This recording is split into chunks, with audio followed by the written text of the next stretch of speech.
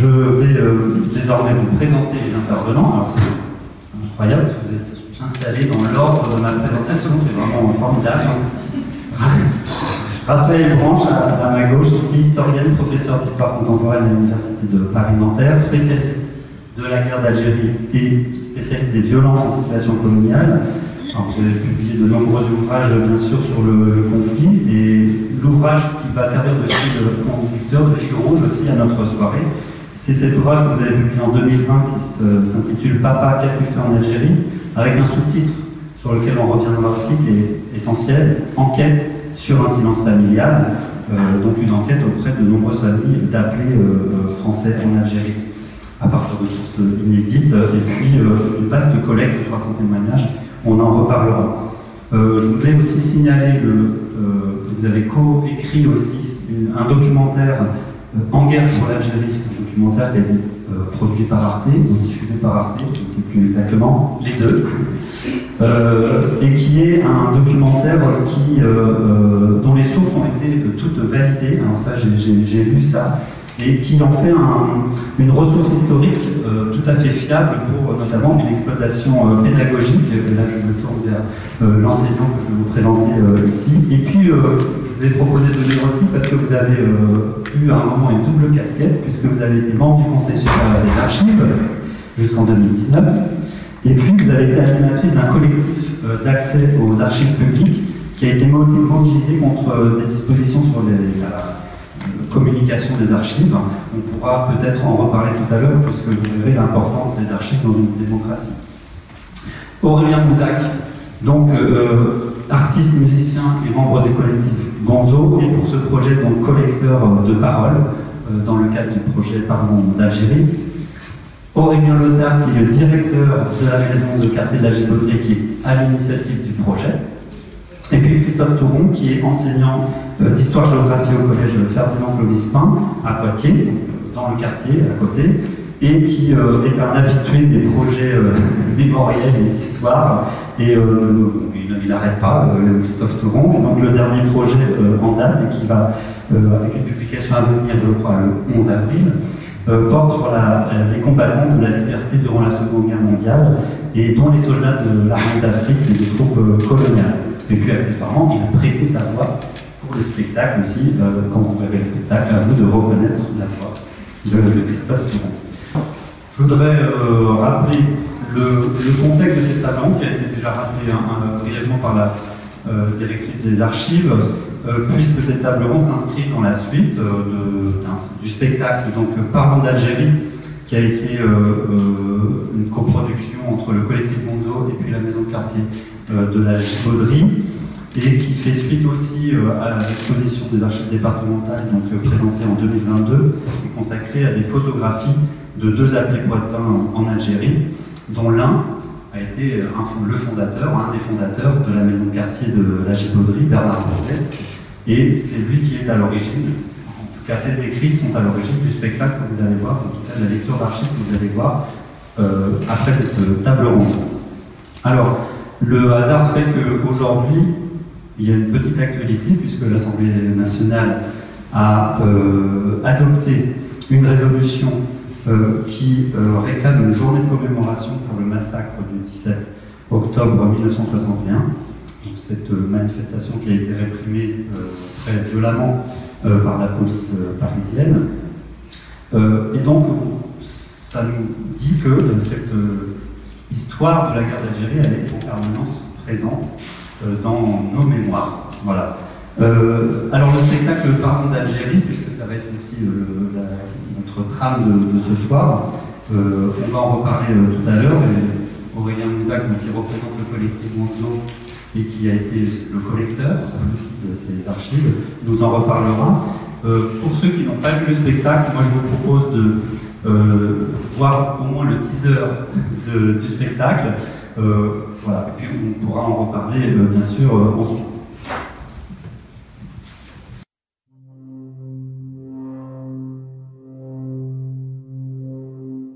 Moi, pour moi, mes filles, je vais lui dire que on a passé une guerre, on a passé une page, mais il ne faut pas voir maintenant les personnes, tous qui sont la même chose, la même mentalité, parce qu'ils sont d'une autre génération. Il faut penser à l'avenir. Il faut écrire une autre histoire, une histoire bien. Ils nous le disent des fois, ils nous disent faut continuer à en parler hein, parce que c'est notre histoire quoi. Ben ouais, moi je suis d'accord avec eux, il faut continuer à en parler, il faut que nos enfants puissent raconter à leurs enfants et ainsi de suite.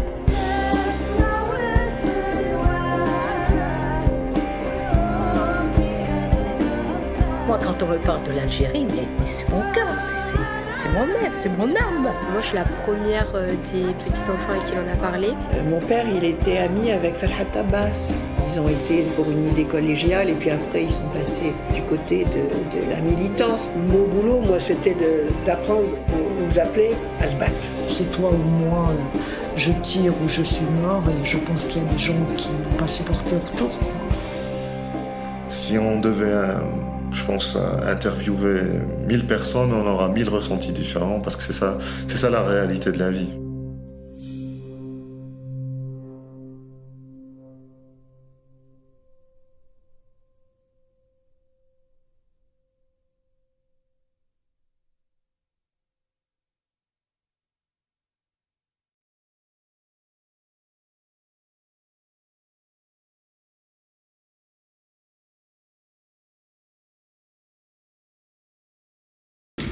On va commencer par parler d'abord de ces deux projets, vos deux projets qui ont des formes différentes, mais avec quand même des points communs. Et on va parler de la collecte, justement, la collecte de la parole. Et pour entamer cette partie-là, je voudrais qu'on diffuse un premier extrait des témoins qui ont bien voulu donner leur parole pour introduire cette première petite partie. Si on devait, je pense, interviewer 1000 personnes, on aura 1000 ressentis différents parce que c'est ça la réalité de la vie humaine. Alors cette phrase, elle n'est pas anodine parce qu'elle ouvre le spectacle et le spectacle s'ouvre aussi sur une question de vocabulaire, ou plutôt expliciter mémoire, les mots mémoire et histoire. Et je pense que ça c'est peut-être bien de commencer aussi cette table ronde pour revenir peut-être sur ces deux termes et parler des différences et aussi des connexions qu'il y a entre les deux. Est-ce que Raphaël Branche, éventuellement, vous voulez revenir sur... Vas-y. Oui, je vais commencer, et puis je pense qu'il y aura à dire, puisque une des grosses problématiques pour nous, c'est de se sentir légitime quand la maison de la Gévauderie vient nous voir et nous dit voilà, on a ce projet, nous on fait des spectacles.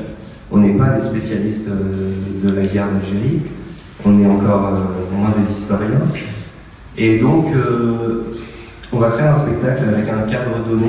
Alors, on y reviendra peut-être, mais rapidement, c'est un appel à témoignage. C'est du volontariat. C'est pas nous, comme par exemple Raphaël, le travail qui a été fait où c'est aller voir un certain nombre de personnes. Nous là, on a laissé venir les personnes, même si on en a parlé. Donc, la grosse problématique ensuite, c'est de se dire, voilà, quelle légitimité on a à parler d'un sujet qui est un sujet historique à travers la mémoire. Donc, on a eu cette idée, notamment, d'essayer de s'entourer. Alors, Christophe a participé, Olivier, tu as participé également à un entretien sur justement mémoire, histoire. L'idée c'était d'apporter un petit peu d'expertise, on va dire, voilà, une forme d'expertise sans rentrer dans quelque chose de scientifique. C'est-à-dire que ça ne doit pas avoir une importance, ça ne doit pas être plus important que la parole de toutes les personnes qui ont témoigné. Ça doit simplement donner un cadre. Voilà, je ne sais pas si j'ai répondu à la question, mais pour nous, c'était vraiment l'enjeu, c'était d'être légitime là-dedans. On savait qu'on n'allait pas raconter toute la guerre d'Algérie, toute la mémoire de la guerre d'Algérie, puisque comme le dit un des témoins, vous interrogez 1000 personnes, il y a 1000 histoires, et bien plus. Donc, mais c'est un vrai problème, parce qu'on sait qu'il y a des gens qui vont attendre quelque chose, certainement. Voilà, donc nous on s'est positionné plutôt sur le côté sensible, et en s'entourant, mais sans aller, comment dire, est-ce que tu veux parler de toi, de mémoire et histoire, justement, parce que voilà, je n'ai pas grand-chose d'autre à dire là-dessus. Merci. Est-ce que la multiplicité des mémoires finit par construire une vérité historique? Alors, si vous avez 5 minutes. Ouais, bonsoir à tout le monde et merci de l'invitation à la table ronde et aux spectateurs. Alors, c'est une énorme question. Ok, 5 minutes. 5 minutes, le problème, c'est que souvent, on oppose histoire et mémoire. Voilà, et donc, moi, je suis censée incarner la science, l'histoire, et puis, vous, peut-être dans la salle, vous êtes censé incarner la mémoire. Comme une opposition. Moi, la manière dont je vais vous répondre là, c'est à partir de ma pratique d'historienne. Depuis que je fais ce métier, je considère qu'en fait, il faut créer des alliances entre la mémoire et l'histoire. Et qu'en fait, on a la chance, quand on fait de l'histoire très contemporaine, comme c'est mon cas en travaillant sur les guerres d'indépendance algérienne, d'écrire en France, avec autour de nous, plein de gens qui ont vécu cette histoire. Donc on peut décider que c'est que de la mémoire, c'est pas intéressant, on va aller aux archives et on va faire de la vraie histoire scientifique, ou on peut décider, ce qui est plutôt mon option, d'aller écouter les gens, de ne pas se tromper sur la nature de leur discours. Ce sont des discours de mémoire, c'est-à-dire que quand aujourd'hui, il y a un an, vous recueillez 60 ans après les faits, 65 ans après les faits, des souvenirs, évidemment que peut-être ils sont un peu romancés, peut-être il y a des oublis, peut-être il y a des erreurs, évidemment. Mais la vérité est ailleurs, en fait. La vérité est dans l'émotion, dans la sensibilité, et aussi parfois dans des choses très factuelles, comme les gens se souviennent, qui sont très utiles pour écrire ensuite l'histoire. Donc heureusement, et le geste que vous avez fait au début de la conférence, de déposer les archives, enfin, vous avez en fait constitué des sources, c'est merveilleux. Moi je milite pour qu'on fasse ça. C'est-à-dire que c'est très bien de recueillir de la mémoire, mais c'est encore mieux de la déposer dans les centres d'archives pour qu'ensuite on puisse en tirer plein de choses possibles, notamment une histoire scientifique, mais aussi de la matière pour des créations artistiques, par exemple. Donc voilà, moi il n'y a pas d'opposition, mais c'est vrai qu'il faut être au clair sur le fait que la nature du récit n'est pas la même. Le récit scientifique qu'on appelle histoire, il repose sur une méthode. C'est-à-dire que si vous avez autour de vous des gens qui vont à l'université faire de l'histoire, ils apprennent à faire de l'histoire. C'est un métier, en fait. C'est pas on aime le passé, on s'y intéresse, on va aux archives, puis on va voir ce qu'il y a dedans. Non, en fait, c'est beaucoup plus compliqué que ça, d'arriver à produire un discours historique fiable. Donc ça s'apprend, et donc on peut faire exploiter des documents, comme on peut exploiter des entretiens tenus avec des gens, et donc des recueils de mémoire. C'est exactement la même démarche. Et de l'autre côté, la mémoire, et ben voilà, c'est des discours individuels, des points de vue, des expériences qui parlent aussi du passé, mais effectivement autrement. Voilà, j'étais un peu longue. Et peut-être juste un dernier truc sur les 1000 histoires, 1000 récits, etc. Parce que, en fait, quand on fait de l'histoire, si on dit ça, 1000 histoires, 1000 récits, ou plutôt 1000 personnes, 1000 récits, et donc 1000 histoires, alors là on est foutu en fait. D'accord, plus jamais on peut écrire une histoire qui est collective, qui parle de nous comme une communauté d'expérience. Donc oui, je dirais, et non, parce qu'en fait, il y a quand même des points communs dans les récits, heureusement, parce qu'il y a des points communs dans l'expérience, tout simplement. Donc, je vais vous donner un autre exemple. Moi, j'ai participé et j'ai coordonné une collecte en France et en Algérie sur les expériences de la guerre, ce que vous avez fait, pour l'INA, pour Arte et pour l'INA, l'Institut national de l'audiovisuel. C'est filmé, on a tout mis en ligne. Si vous voulez aller regarder, tout est en ligne et accessible pour tout le monde. Et notre idée, c'était de montrer la diversité. Vous avez manifestement eu la même idée. La diversité de ce qu'il y avait autour de vous dans la région. Nous, c'était la France et l'Algérie, on avait une région plus large. Mais on a aussi essayé de faire un peu ça, on n'a pas toujours réussi. Il nous manque des gens, c'est un peu ce que vous avez exprimé tout à l'heure aussi, je crois. Il nous manque des types de mémoire. Parce que quand même, il y a des types d'expériences. Un légionnaire n'a pas vécu la même guerre d'Algérie qu'une petite fille de la Casbah, c'est sûr. Mais un deuxième légionnaire a peut-être vécu des choses assez proches du premier. Et la petite fille de la Casbah, elle a peut-être vécu des choses assez proches du petit garçon de la Casbah. Il y a des différences, c'est une fille, c'est un garçon, c'est le premier, c'est le deuxième. Il y a quand même des choses qui vont permettre d'écrire un récit collectif. que voilà, si on ne prend pas cette possibilité, c'est un peu problématique. Alors, donc, tous les deux, vous avez mené une forme d'enquête quand même, différente, ouverte à tous, finalement, pour collecter la parole la plus large possible et avoir les points de vue les plus différents possibles. Raphaël, vous avez travaillé pour votre ouvrage spécifiquement sur les familles d'appelés, donc partis en Algérie, une sorte de classe d'âge des hommes partis à un même moment, en tout cas sur une période assez courte.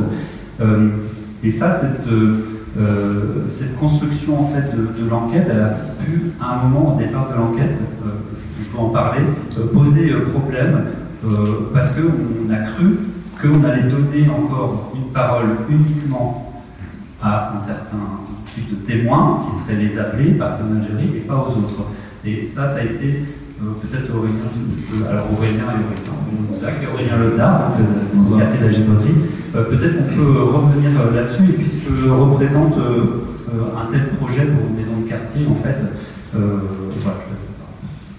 Bonsoir à tous. Je suis aussi ravi de revivre des choses autour de ce projet un an après. Pour nous, le projet, en fait, il est parti déjà des archives, puisqu'il y avait cette exposition dont on a parlé, et d'une discussion voilà, quotidienne avec une habitante qui elle-même collectait des photos de souvenirs de son mari défunt, et puis qu'elle comparait avec un autre habitant. Donc, on a échangé sur cette exposition-là, et puis on est venu rencontrer les archives, et on s'est dit que c'était un sujet qui était suffisamment important pour les habitants pour en faire quelque chose.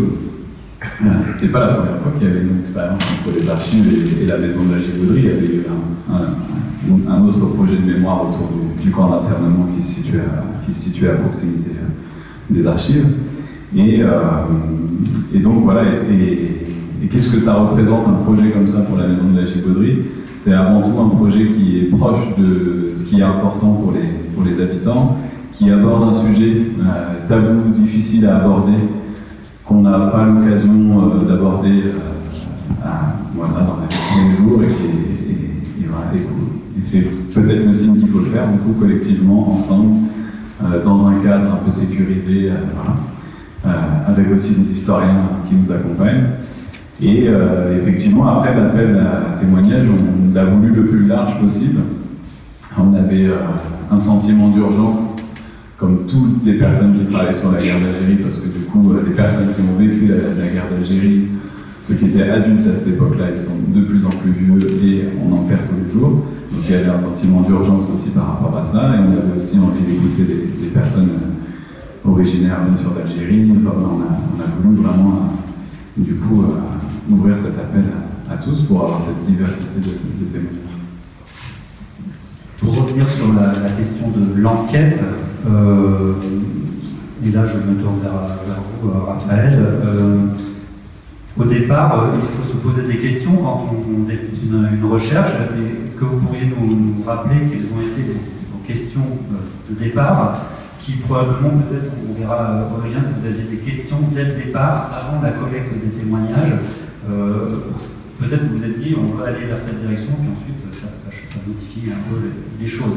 Bon, dans le cadre de l'enquête scientifique, c'est un peu différent, puisqu'on se donne un cadre, en tout cas, et je suppose que l'enquête repose sur un questionnaire, par exemple. En fait, la différence fondamentale entre la collecte patrimoniale, je trouve, entre la collecte patrimoniale, comme je l'ai coordonnée pour Arte et l'INA, par exemple, ou la collecte dans le cadre d'une recherche, c'est qu'effectivement, dans le cadre d'une recherche, on est guidé par une question de recherche, c'est-à-dire une hypothèse, un questionnement sur le passé.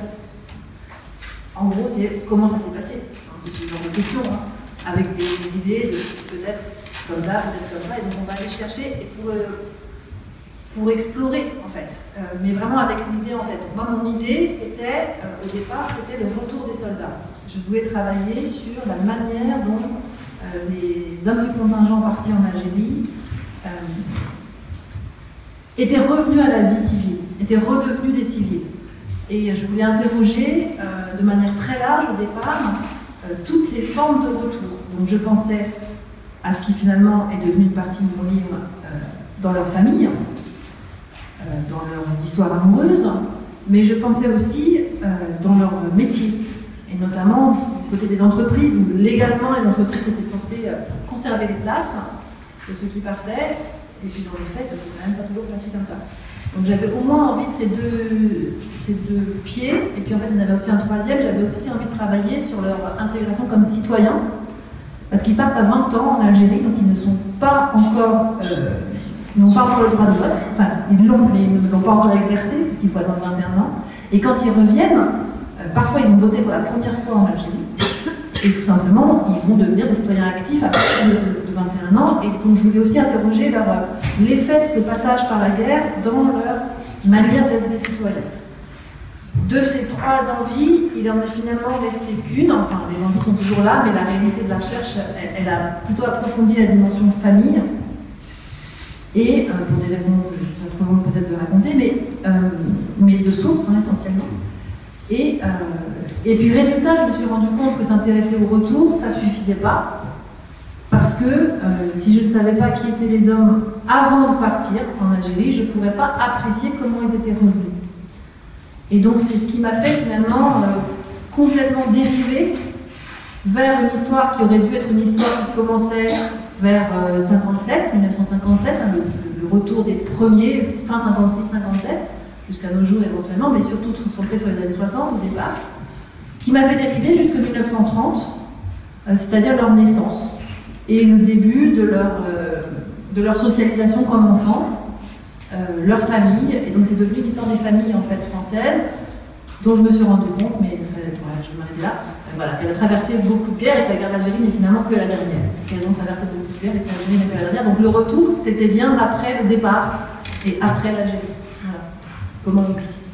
Et on glisse, c'est évidemment aussi dans votre cas. Moi je favorise le glissement. C'est-à-dire que j'arrive, on se rencontre, les gens savent, ils sont là, ils savent déjà ils ont envie de témoigner. Et donc, je leur dis que je vais essayer d'intervenir le moins possible. C'est une vraie volonté. Et mon travail va être, pendant que j'écoute, très attentivement, de m'assurer qu'il y ait tous les éléments de compréhension, à la fois pour comprendre l'histoire que les gens sont en train de me raconter, et comprendre à qui on a affaire en face de nous. Voilà, ce qui m'intéresse, c'est ça à ce moment-là, d'autant plus que la commande est de créer un spectacle, mais aussi de faire des documentaires sonores. Alors, très vite, on s'est dit de faire des podcasts. Donc là, les podcasts, c'est vraiment... chaque entretien a donné lieu à exceptionnellement 2 podcasts, où on rentre dans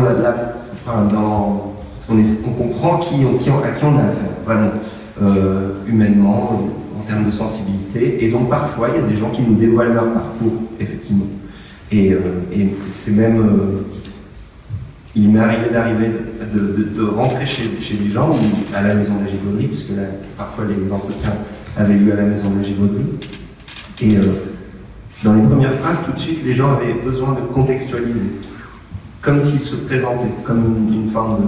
Voilà, je suis ici parce que c'est ça mon passé, mes parents, voilà. Donc finalement, en tout cas dans notre travail, c'était assez fluide, voilà. En tout cas, ce que je remarque, c'est que dans les 2 cas, on rentre dans l'intimité des familles, ou en tout cas d'une personne qui raconte son histoire. Et là, je crois qu'on peut évoquer un élément qui est central, je pense, dans vos 2 enquêtes, dans vos 2 collectes, en tout cas, et d'ailleurs qui est au cœur de votre ouvrage, Raphaël, qui est le silence, plutôt une parole mesurée, contrainte ou absente. Et donc là, pour entamer cette partie, peut-être, je voudrais vous faire écouter un extrait, ou plutôt 2 extraits, tout de suite, des extraits donc, qui sont tirés toujours du spectacle Parents d'Algérie. Ah, ouais.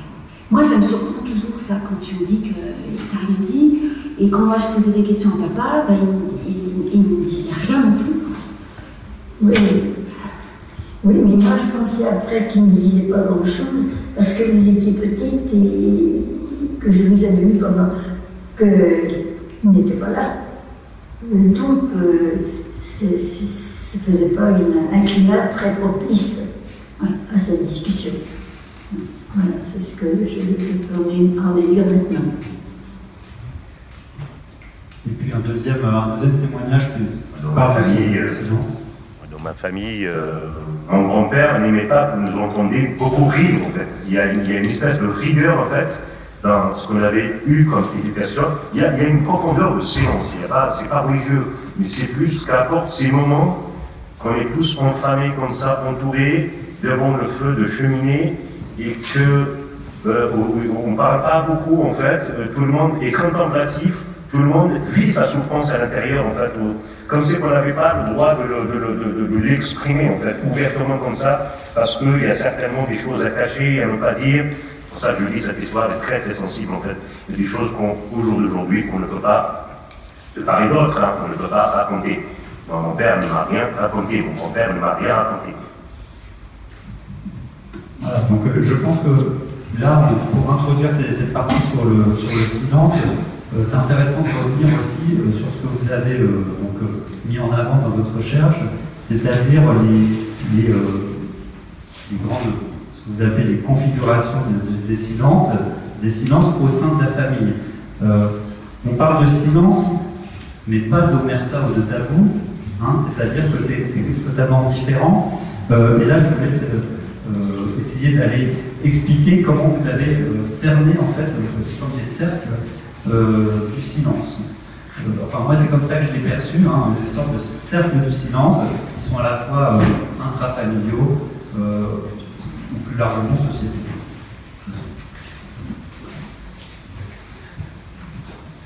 C'est compliqué. Non, oui, enfin, non, je peux essayer d'être simple, et surtout, je suis dans l'écoute de ce qu'on vient d'entendre, et qui me faisait penser à quelque chose qui était. Là, on a une interaction entre une fille et sa mère, hein, qui parle d'un homme qui n'est plus là, qui n'est pas là en fait. Et elle parle de lui comme père, enfin la mère parle de lui comme père.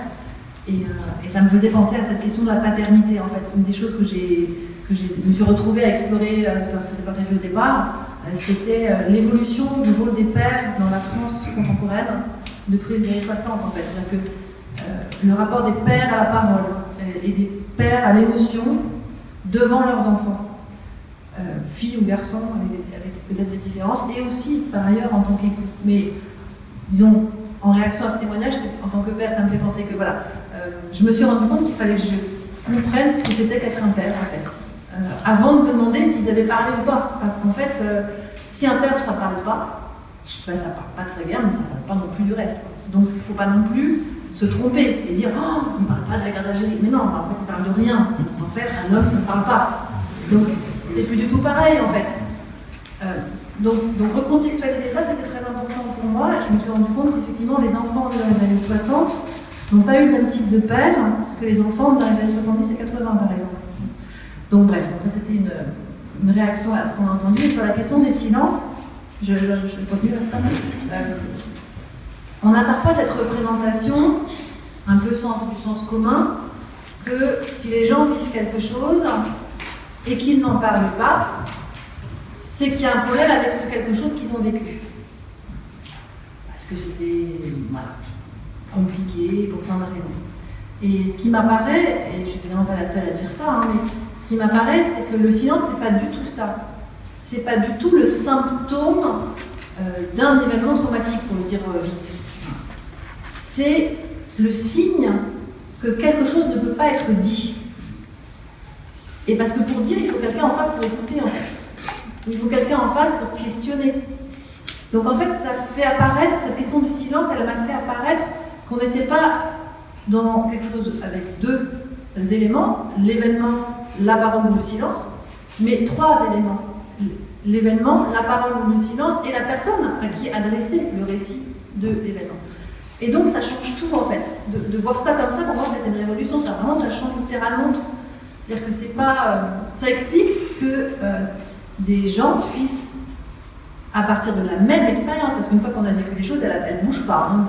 Déjà, j'ai vécu l'entrée dans cette salle, c'est fini, c'est du passé, et elle n'a eu lieu qu'une fois. Mais je vais la raconter demain, différemment de dans 10 ans, différemment de dans 20 ans, différemment à mon fils, différemment à mon voisin. Voilà. Donc en fait, c'est pas l'expérience qui fait le récit. C'est un élément du récit, l'expérience. Mais tout le reste, c'est la relation sociale, et en l'occurrence qui m'intéresse, est familiale, qui la conditionne, qui conditionne la possibilité du récit. Il y a plein d'autres choses, hein, évidemment. Il y a aussi les vrais traumatismes, il y a des choses psychiques, etc. Mais ça me paraît vraiment important à comprendre. Pourquoi aujourd'hui, par exemple, on peut recueillir des paroles? Pourquoi, quand on n'est pas de la famille, parfois on a des choses qu'on vous dit qui sont très intimes. On se dit, mais pourquoi c'est à moi qu'on raconte ça, en fait? Mais parce que justement, on ne peut pas le raconter à ses proches. En fait, c'est beaucoup plus facile parfois de le dire à un tiers, ce genre de choses. Et puis pour finir sur la question des cercles, donc il y a l'individu qui vit son expérience, il y a le cercle familial qui est souvent le premier cercle, mais ça peut être un cercle amical, en Algérie ça peut être les camarades de section. Et puis il y a la société, le grand cercle, le grand bain dans lequel on est tous en fait. Et Olivier a commencé par évoquer une décision politique qui date d'aujourd'hui, donc on voit bien comment on est percuté par des éléments qui se passent indépendamment de notre cercle familial proche et qui peuvent jouer. Peut-être que quelqu'un qui va entendre cette information au journal télévisé tout à l'heure, et bien dans la foulée, va raconter, va avoir un souvenir, peut-être que ça va lui faire revenir quelque chose dans un rêve cette nuit, et que demain matin au petit déjeuner, il va raconter quelque chose qu'il n'a jamais raconté. À sa femme. Et c'est pas lié à leur relation avec sa femme, c'est parce qu'il a entendu le JT. Donc là, la manière dont ce qui se passe dans notre société, en l'occurrence au nord de la France, d'un rapport assez compliqué à la guerre d'indépendance algérienne et puis largement l'histoire coloniale française, avec des périodes de crispation, des périodes plus détendues. Et bien sûr que ça a joué sur la capacité des gens à entendre, à questionner et à dire éventuellement. Aurélien, toi, en contact avec les témoins, est-ce que tu t'es rendu compte justement qu'ils étaient presque soulagés de donner un témoignage? Oui, alors, il y a un peu de type de témoins. Il y a des personnes qui ont l'habitude de le faire depuis longtemps. Il y a plein d'appelés qui ont écrit des livres pour les donner à la famille. Donc, j'ai envie de dire que eux, c'est des gens qui ont l'habitude de s'exprimer là-dessus. Les familles ont été réceptives ou pas, voilà. Dans les podcasts on entend ça. Il y a des cas très très différents. Et puis après il y a des gens pour qui c'est la première fois. L'entretien qu'on a entendu avec donc la fille et sa mère qui parlent du père du mari qui est décédé. C'est un document, c'est mon premier entretien, ça a été bouleversant, puisque ça a fini en crise très forte à cause de ce silence et de tout ce qu'on met derrière. Donc voilà, là je me suis dit ok, bon je sais à quoi je dois m'attendre. Et voilà, il n'y a aucun entretien qui ne m'a laissé aucun souvenir, c'est-à-dire qu'aujourd'hui j'ai l'impression d'être encore avec toutes les personnes que j'ai croisées. Elles sont très présentes voilà, dans ma vie, dans ma tête. Ça a été des moments très forts. Certainement, comme tu dis, parce qu'il y avait un enjeu de dire quelque chose. Il y a un enjeu quand même.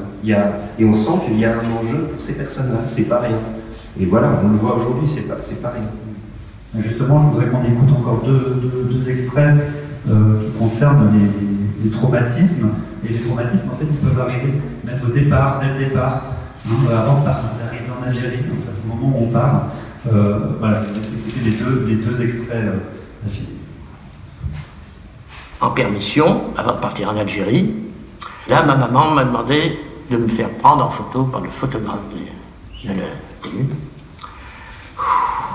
Je ne voulais pas, parce que moi je connaissais les photos sur les cheminées dans les fermes. C'était tous ceux qui étaient morts à la guerre. Il y en avait qui en avaient encore de la guerre de 14-18. La fumée de la cheminée, ils se répandaient partout. Elles étaient toutes ourlées par le jaune, le machin. Je ne me voyais pas comme ça. Alors je l'ai fait quand même parce que j'ai dit, s'il meurt, alors, oh, ça.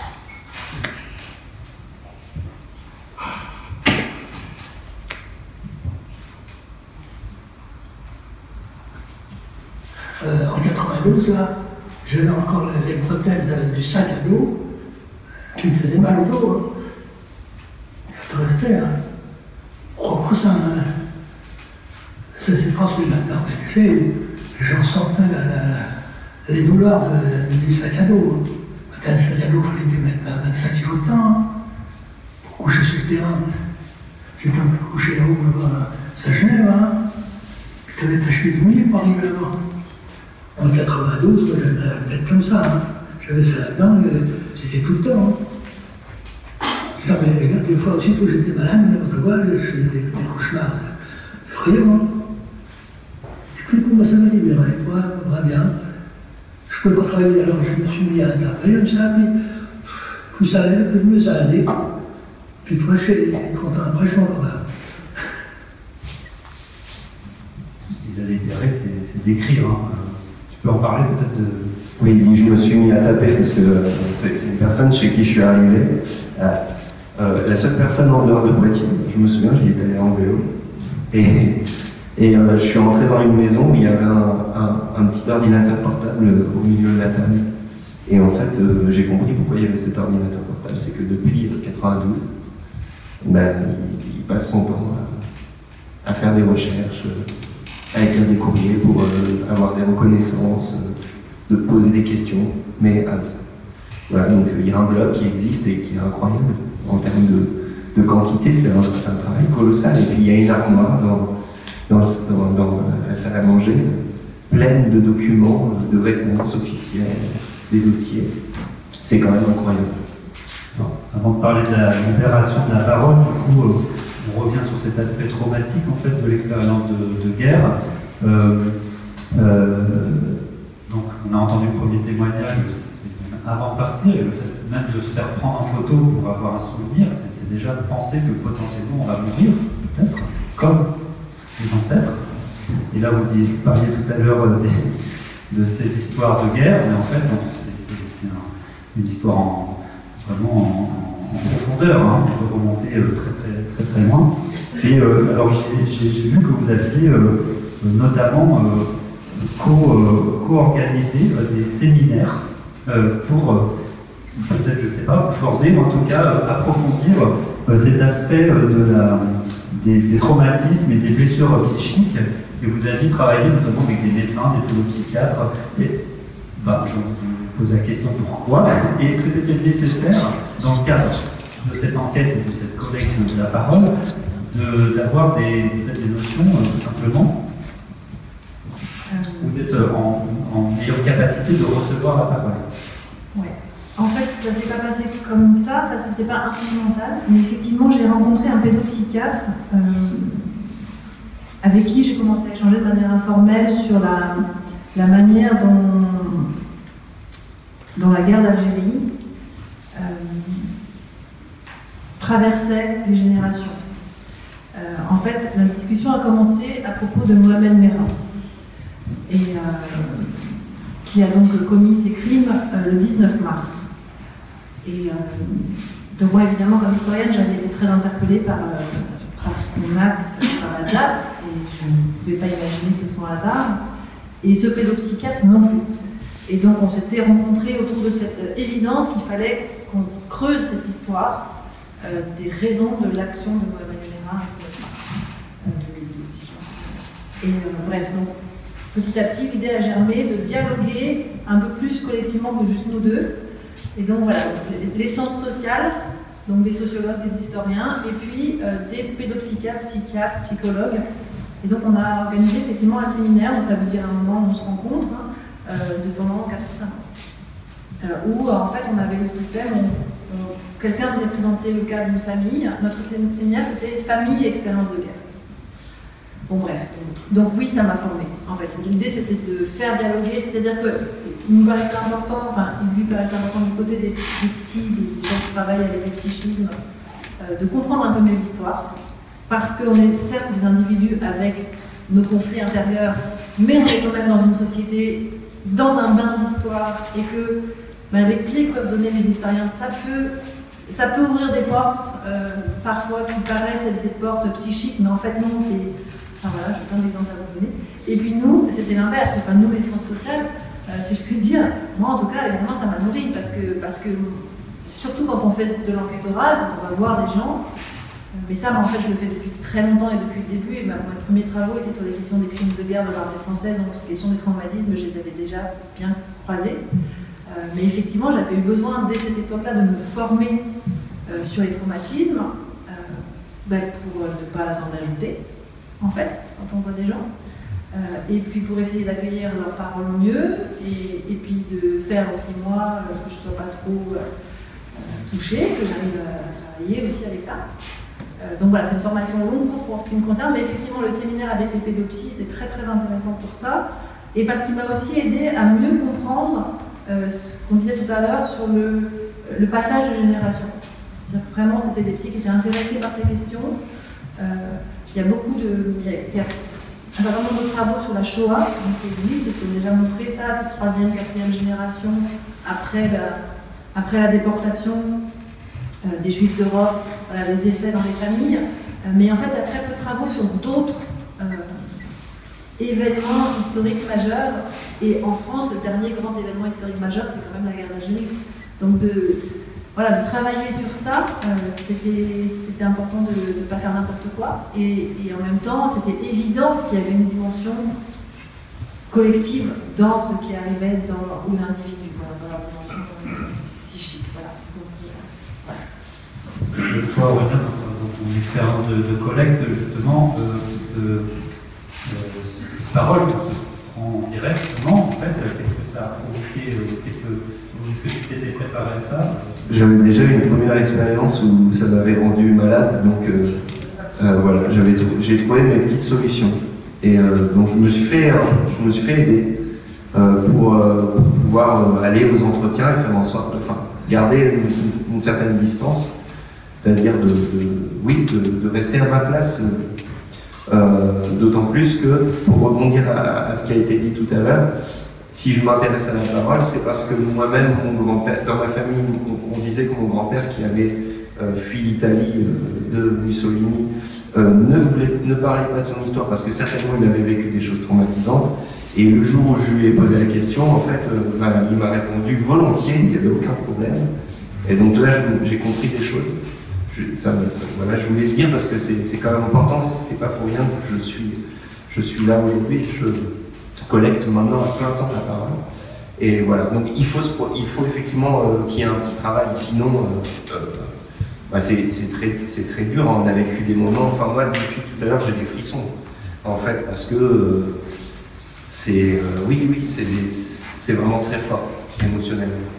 Alors justement, ce que tu dis sur la parole de ton grand-père rejoint ce que disait Raphaël, c'est qu'à un moment, on n'est pas dans un tabou ou un omerta, mais plutôt donner les possibilités de dire des choses, d'offrir juste une oreille attentive.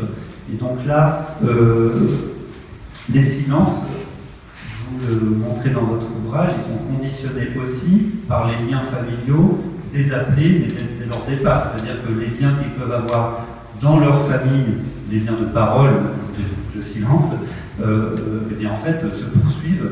Donc vous parlez de la guerre d'Algérie, mais comme d'autres choses.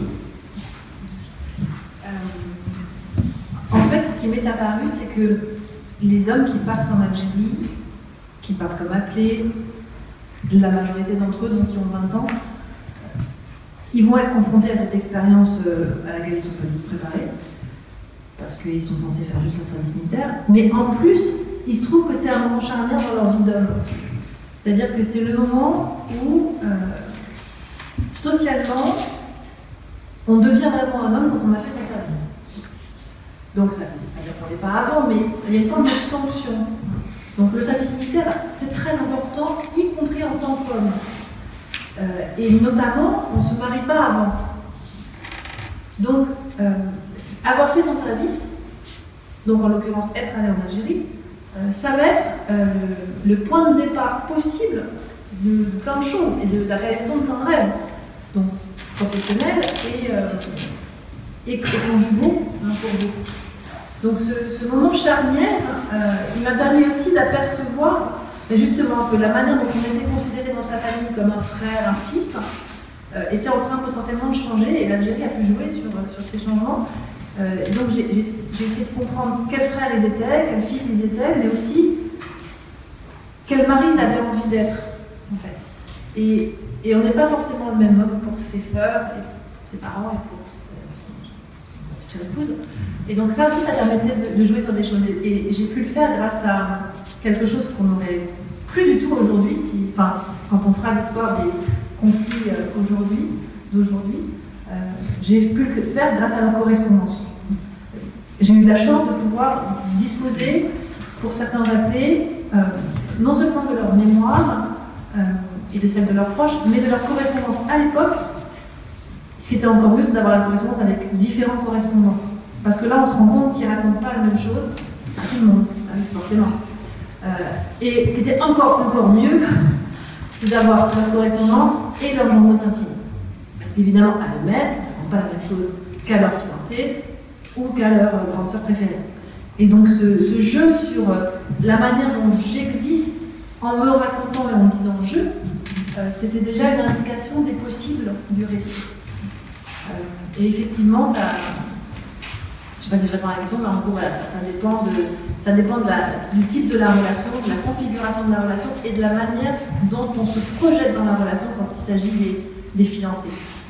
Puisque pour beaucoup de ces très jeunes couples, en fait, ils ont plus vécu en couple, je ne sais pas comment dire ça, la durée de leur couple a été beaucoup plus longue séparés que, en vrai, en France. Ils se connaissent depuis 3 mois, 6 mois, 1 an maximum. Et après, ils partent en Algérie pour 18 mois, 24 mois, 27 mois. Donc, en fait, le poids de la guerre, de la distance et de la séparation, et donc des projections sur ces couples, elle est très forte, en fait. Et donc, effectivement, ils ne vont pas forcément dire à leur future femme un certain nombre de choses, ou inversement, j'en ai vu certains qui concluaient des pactes de vérité. Tu me diras tout. Alors, ça, on peut le dire quand on est tranquille en France et qu'on ne sait pas du tout ce qu'on va vivre, en fait. Mais tu me diras tout à l'épreuve de choses qui sont très dures, pas toujours évident. Donc, voilà. Pour juste peut-être terminer, pas vraiment, on n'en terminera jamais vraiment tout à fait, mais j'avais une petite question concernant la scénographie du spectacle par rapport au silence.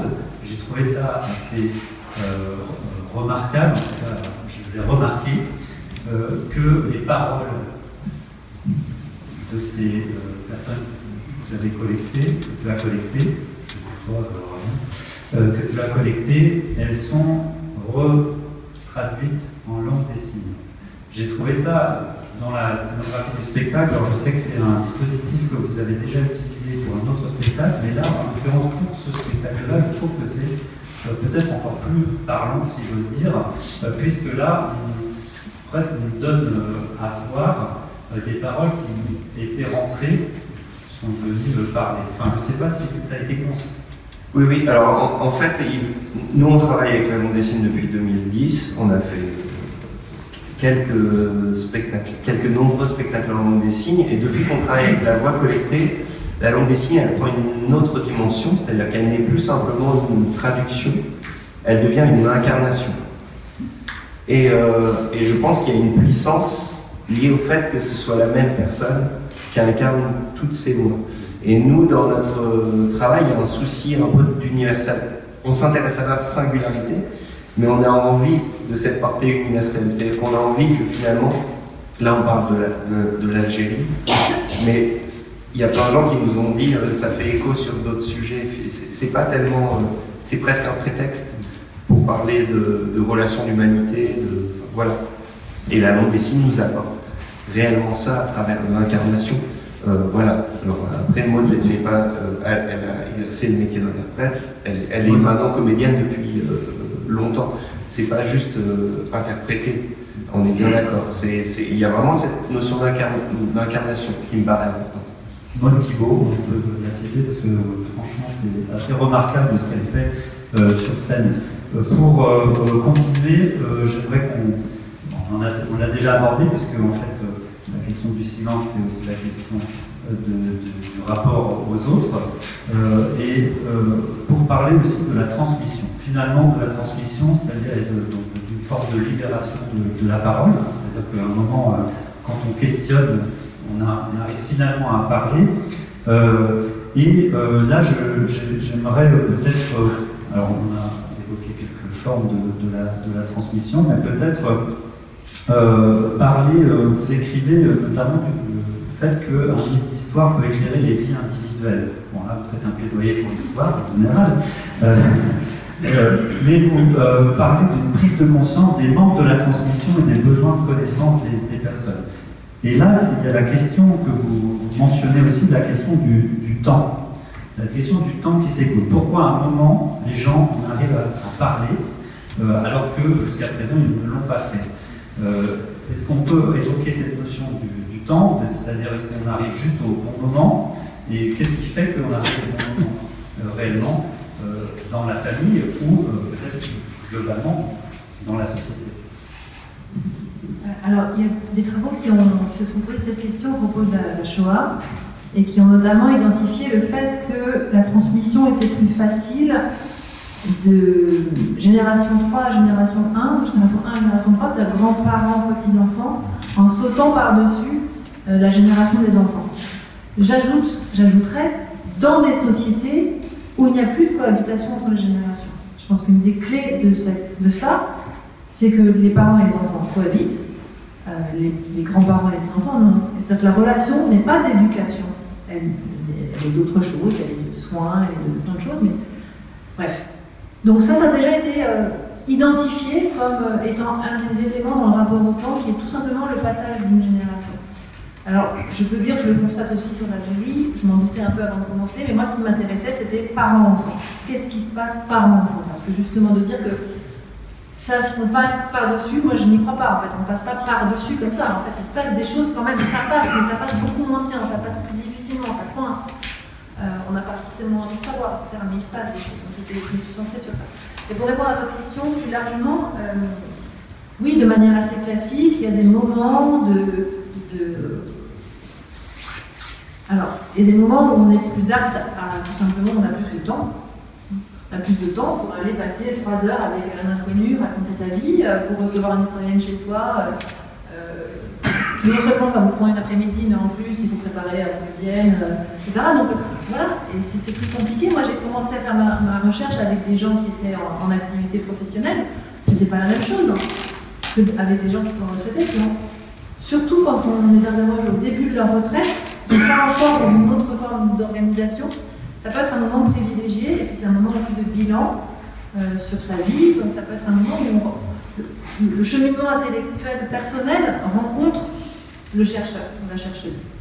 Puis l'autre moment dans lequel on est en ce moment, c'est la proximité de la mort.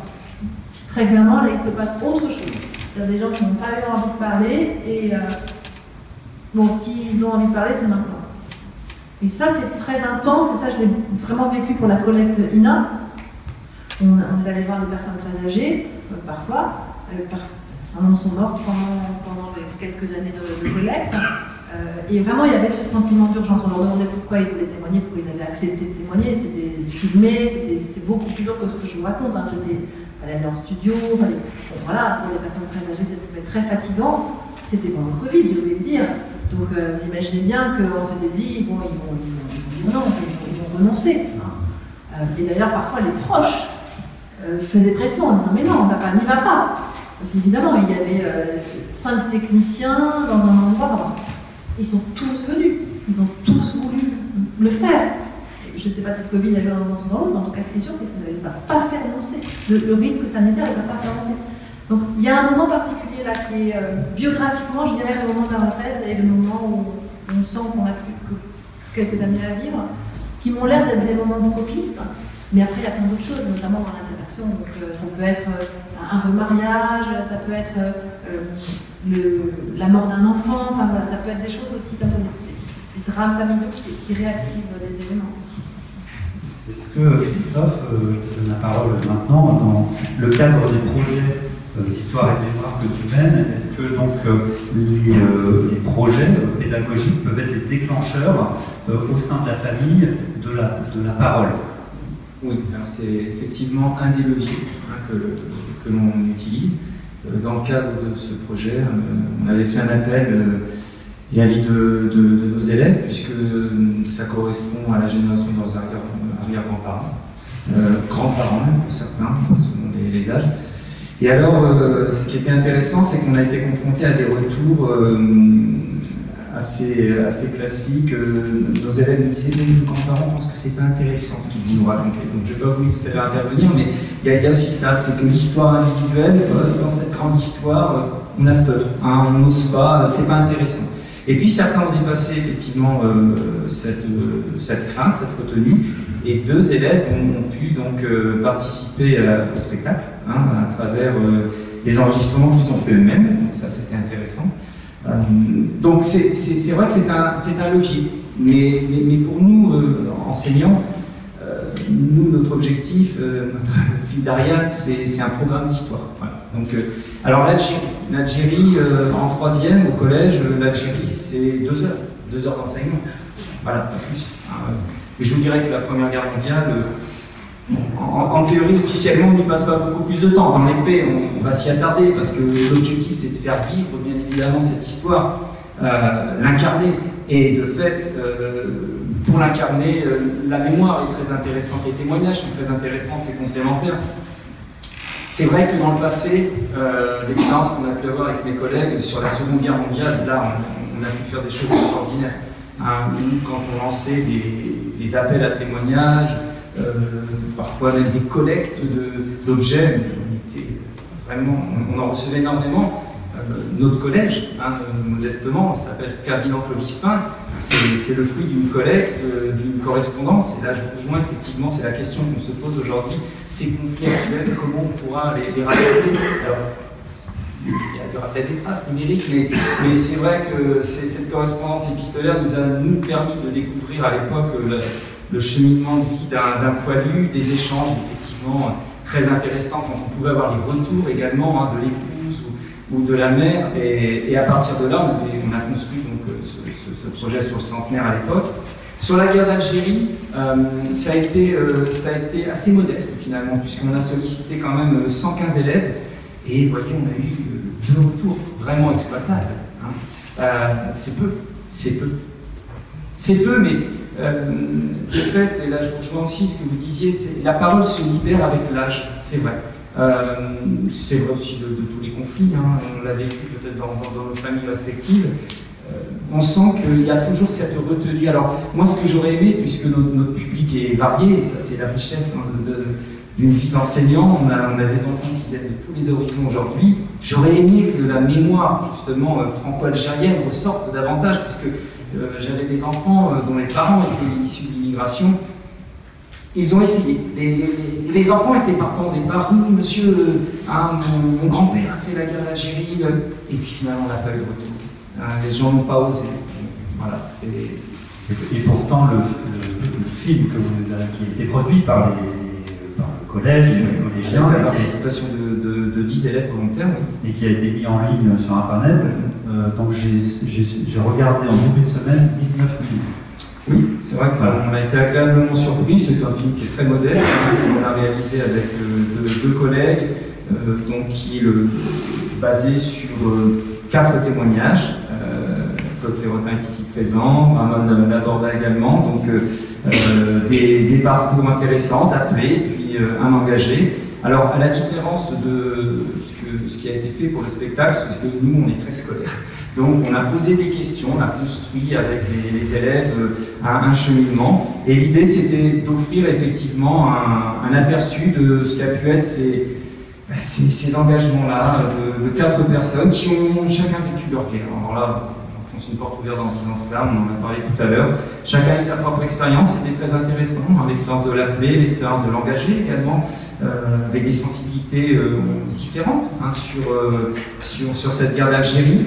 Alors nous, ce qui nous a beaucoup marqué, ce que j'ai rarement perçu quand j'ai été amené à faire des projets sur la Seconde Guerre mondiale en particulier, que je connais beaucoup plus, c'est des mémoires brisées parfois. C'est des mémoires, on sent des mémoires qui ont toujours un petit peu de mal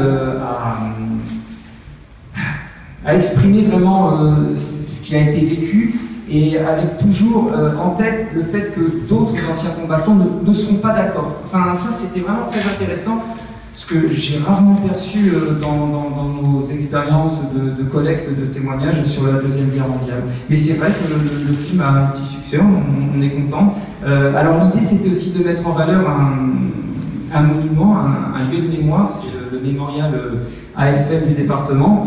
Je vais vous raconter quand même une petite anecdote, parce que notre projet en fait est né sur un contexte mémoriel porté par l'État, puisque voilà, c'était le 60e anniversaire, on était encouragés, nous enseignants, à mener des projets. Le ministère des Armées, il faut le savoir, aide beaucoup les collèges, les lycées, les écoles dans ces projets mémoriels. Et donc nous avions commencé par faire venir 2 anciens combattants dans notre collège, dont M. Laborda, ici présent. Et en discutant après donc, ce témoignage, cet échange qui avait été très touchant, qui avait été très fort entre nos jeunes, c'était le moment où on sortait du Covid, ils n'étaient pas obligés de venir. Enfin, il y avait vraiment une volonté d'être présent, et M. Laborda m'avait exprimé un petit peu son regret par rapport au mémorial AFL du département, un mémorial qui a été inauguré en 2007, 172 noms, hein, c'est bien ça, monsieur? 176 maintenant. Et M. Laborda m'expliquait qu'il n'avait jamais vu de jeunes présents lors d'un 19 mars pour commémorer la fin des événements de la guerre d'Algérie. Et donc on s'était dit, écoutez M. Laborda, on va y réfléchir, et ça a été donc le point de départ de notre projet qui a rencontré votre projet. Comme souvent, on a cette chance dans ce quartier de la Gibauderie, et il y a beaucoup de prises d'initiative, et on se croise très souvent, que ce soit les archives, la maison de la Gibauderie et notre petit collège, et même les écoles. Et c'est comme ça qu'on a mené donc, ce projet pour mettre aussi en valeur ce lieu de mémoire. Ça a débouché sur une cérémonie le 19 mars 2023. Nous avions 34 jeunes qui étaient présents aux côtés des membres de la FNACA, pour l'essentiel, pour commémorer voilà, cet anniversaire. Ça a été un moment fort, et c'est vrai que ça ressort aussi à travers le documentaire. Donc de ce point de vue-là, on était aussi content de pouvoir évoquer ces mémoires, un petit peu tombé dans l'oubli. Des petites anecdotes. Quand même, 34 jeunes, c'était quand même pas commun sur ce monument. La presse, malheureusement, ce jour-là, n'a pas pu se libérer, mais ça dit quelque chose aussi, je crois. Parfois de la lumière qui n'est pas projetée souvent sur cette guerre, sur ce conflit. Alors, donc, ces projets de collecte, ces projets de mémoire, d'histoire, ont des conséquences positives. J'aimerais qu'on évoque le cas de 2 sœurs que tu as rencontrées, qui sont présentes dans la salle. Est-ce que tu peux nous parler de ces personnes et de ce qui, en fait, des conséquences de ce qui s'est produit dans le cadre de cette collecte? Et quand on a préparé cette table ronde, on s'est dit qu'il fallait donner la parole sur cet instant de l'entretien et de ce qu'il apporte. Alors on aurait pu la donner à toutes les personnes qui ont participé. Moi j'avais un souvenir particulier avec 2 sœurs, et elles sont là ce soir. Mais je pense qu'elles en parleront très bien elles-mêmes. Vous êtes d'accord pour dire un mot? Allez, vous voulez venir là ou... Allez. Une petite minute. Oui, nous avons vécu, ma soeur et moi, l'entretien avec Aurélien. Il se trouve que nous avons vécu en Algérie au-delà de l'indépendance. Nous sommes restés en Algérie jusqu'en 70. Ma sœur, qui est un petit peu plus âgée que moi, qui a 4 ans de plus que moi, n'a pas vécu les mêmes événements, parce qu'elle est rentrée en Algérie un petit peu plus tôt. Moi, je suis restée jusqu'en 70. Et, comment dire, nous avons eu un vécu de l'Algérie un peu différent. Ma sœur avait des idées plutôt, oui, on va dire Algérie française, attachée à l'Algérie parce qu'elle a vécu. Et moi, ayant vécu après l'indépendance, j'ai vécu d'autres choses. J'ai vu la population algérienne prendre possession des lieux, s'épanouir, parce qu'à ce moment-là, ça se passait bien. Et donc, on s'est retrouvés, je me recentre sur l'entretien, et on s'est retrouvés en face d'Aurélien, qu'on ne connaissait pas, devoir témoigner l'une et l'autre en même temps d'un vécu différent. Or, nous sommes seuls, nous avons eu toute notre enfance ensemble. Et la façon dont il nous a interrogés nous a très vite mis dans une bulle. Moi, j'ai ressenti ça. C'est-à-dire que, d'abord, son phrasé, j'insiste toujours là-dessus, la délicatesse avec laquelle il nous a posé ces questions nous a permis toutes les deux de trouver un lien qui nous a permis d'exprimer notre façon de voir l'Algérie, et nous n'en avions jamais parlé toutes les deux. Parce que j'avais l'impression que nous étions à l'opposé politiquement, en fait. Et j'appréhendais ce moment-là. Et en fait, j'ai parlé, elle m'a écouté, alors que je suis sûre que dans un autre contexte, ça aurait été plus violent, où j'aurais pas parlé. Et elle, je l'ai écoutée. Et ses idées à elle, je les ai entendues. Et cet instant-là a été un peu magique pour nous. Ça nous a rapprochés. Et notre Algérie, on l'a trouvée ensemble, toutes les deux. On l'a trouvée merveilleuse, sur la même échelle. Alors que moi, je ne partageais pas du tout les idées de ma sœur. Et ma sœur ne partageait pas. Et d'ailleurs, c'est toujours d'actualité. Ça n'a pas changé. Mais par contre, ça a été un moment magique pour nous. Et le fait de participer à ce projet nous a apporté beaucoup de choses. Voilà.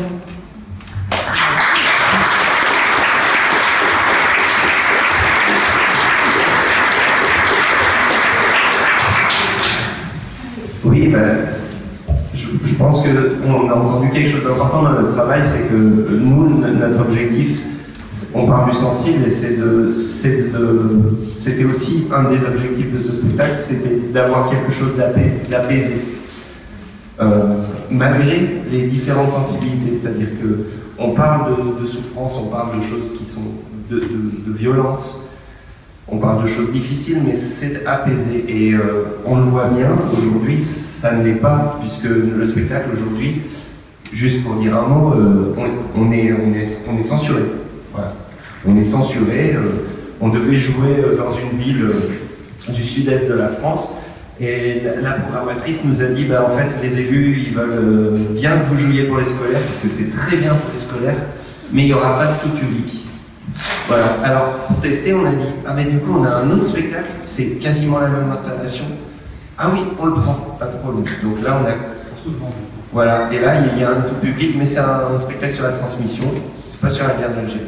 Il y a une peur, il y a une crainte. Voilà, on a aussi rencontré pendant le projet des petites choses. Mais en tout cas, nous on est en paix avec ça, parce qu'on sait que c'est un spectacle apaisé, puis on a pu le voir chez l'ensemble des personnes qui ont témoigné, qui sont venues voir et qui sont toutes reconnaissantes, donc elles se retrouvent dedans. Pour nous, c'est l'essentiel. Voilà. Je vous remercie beaucoup tous les quatre d'avoir bien voulu participer à cette table ronde. Raphaël Branche, Aurélien Mouzac, Aurélien Lotard et Christophe Touron. Merci beaucoup.